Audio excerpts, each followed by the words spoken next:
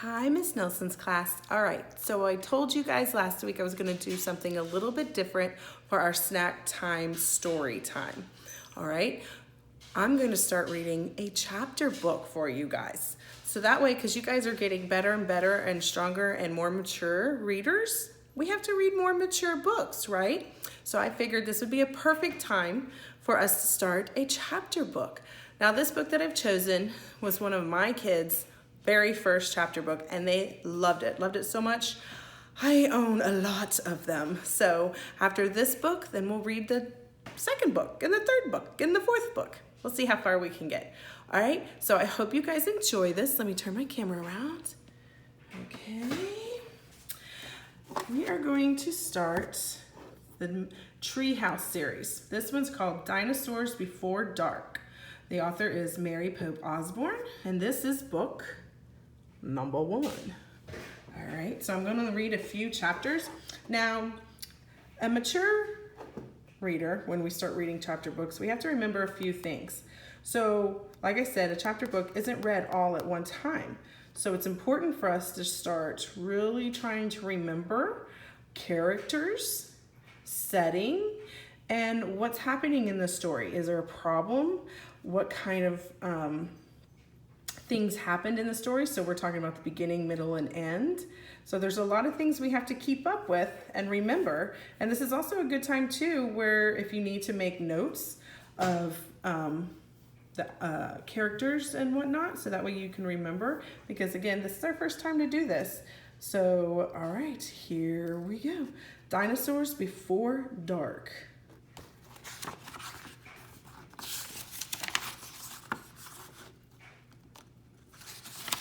Ooh, what is this? Table of contents. Do you guys remember what that tells us? Tells us, let's see, the first chapter is called Into the Woods. And look, we can find it on page 1. That's where we're gonna go. All right, so let's see. Here we go. Chapter 1, Into the Woods. Help, a monster, said Annie. Yeah, sure, said Jack. A real monster in Frog Creek, Pennsylvania. Run, Jack, said Annie. She ran up the road. Oh, brother. This is what he got for spending time with his 7-year-old sister. Annie loved pretend stuff, but Jack was 8.5. He liked real things. Watch out, Jack! The monster's coming! Race you! All right, so far, who are the two characters that we have learned about? Jack and Annie, and their brother and sisters. And they live in Frog Creek, Pennsylvania. It's another state. No thanks, said Jack. Annie raced alone into the woods. Jack looked at the sky. The sun was about to set. Come on, Annie, it's time to go home. But Annie had disappeared. Jack waited. No Annie. Annie, he shouted again. Jack, Jack, come here. Jack groaned. This better be good, he said. Jack left the road and headed into the woods. The trees were lit with a golden late afternoon light. Come here, called Annie. There she was, standing under a tall oak tree. Look, she said. She was pointing at a rope ladder. The longest rope ladder Jack had ever seen. Wow, he whispered. The ladder went all the way up to the top of the tree. There, at the top, was a treehouse. It was tucked between 2 branches. That must be the highest treehouse in the world, said Annie. Who built it? Asked Jack. I've never seen it before. I don't know, but I'm going up, said Annie. No, we don't know who it belongs to, said Jack. Just for a teeny minute, said Annie. She started up the ladder. Annie, come back. She kept climbing. Oh, look at that. She make it up? Yep, she made it up the ladder. Jack sighed. Annie, it's almost dark. We have to go home. Annie disappeared inside the treehouse. Annie! Jack waited a moment. He was about to call again when Annie poked her head out of the treehouse window. Books! she shouted. What? It's filled with books. Oh man. Jack, loved books. He pushed his glasses into place. He gripped the sides of the rope ladder and up he went. So what did they find? A tree house. And what was inside of the tree house? Lots of books, which intrigued her brother Jack. Oh, chapter 2. The monster.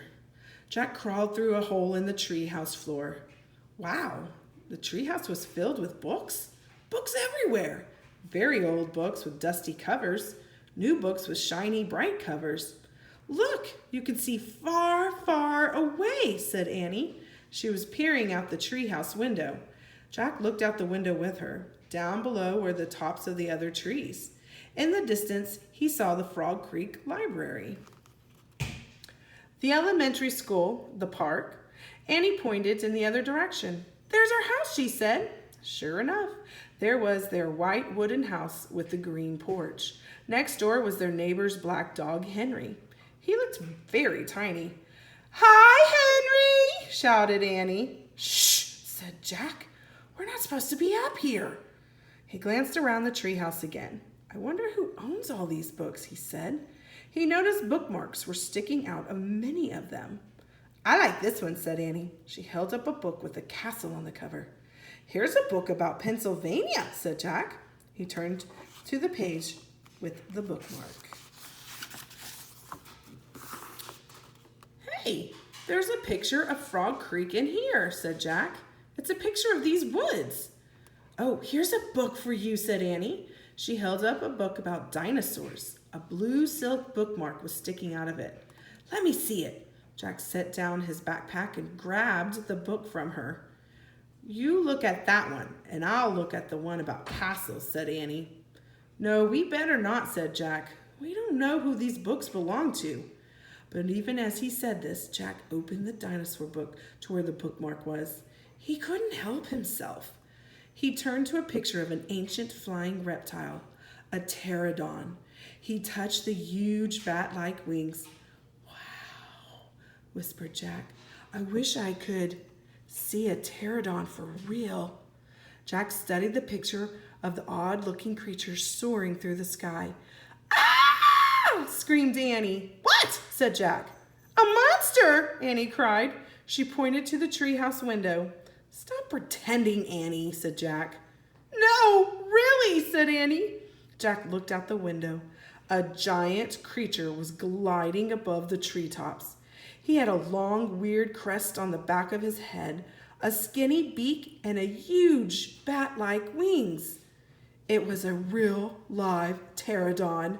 The creature curved through the sky. He was coming straight toward the treehouse. He looked like a glider plane. The wind began to blow.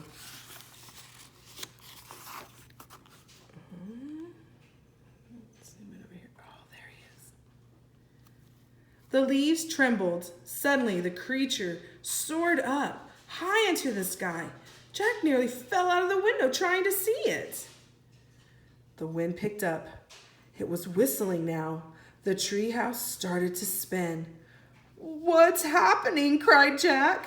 Get down, shouted Annie. She pulled him back from the window. The tree was spinning faster and faster. Jack squeezed his eyes shut. He held on to Annie. Then everything was still. Absolutely still. Jack opened his eyes. Sunlight slanted through the window. There was Annie, the books, his backpack. The treehouse was still high up on an oak tree. But it wasn't the same oak tree. Okay, I'm going to stop here before I go on to the next chapter.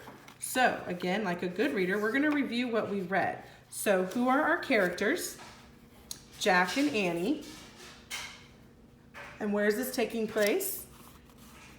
In the woods by their house in Pennsylvania. They found a tree house, right? And what did they find in the tree house? What did they find in the tree house? That's right, books. And what book did they pick up? A dinosaur one, right? And what was one of the dinosaurs Jack was really interested in seeing? A pterodon. And he even wished. Do you remember what he wished? Looking right at it. I wish I could see a pterodon for real. And then bam, all of a sudden, there was a pterodon. And he said the wind was picking up, right? What else happened? It was spinning faster and faster. And then it all became still. But what did they notice when they opened up their eyes? Was everything the same? Sure seemed like it, but they noticed it wasn't the same oak tree. All right, so we've read a few chapters. We went over who the characters were and the settings and what had happened. So I've got a bookmark here. I'm going to put it right here in my book where we left off and shut that. And we'll continue reading again on Tuesday. I hope you liked it. Bye. Snack time's over. Put it away. Bye, guys.